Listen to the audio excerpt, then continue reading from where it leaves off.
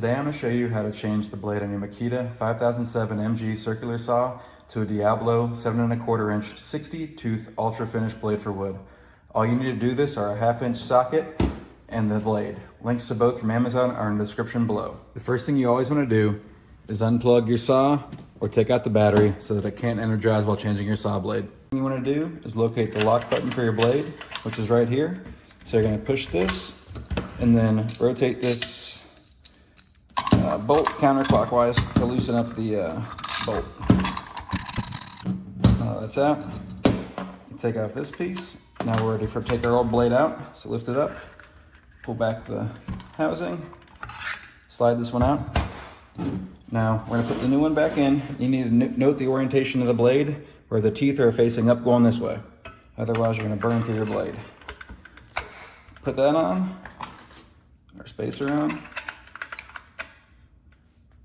Now we're going to hand tighten this bolt to begin it. Now tighten it up with your 1/2 inch socket till it's snug. If you have any questions, please leave them in the comments. If not, feel free to leave a thumbs up. Thanks.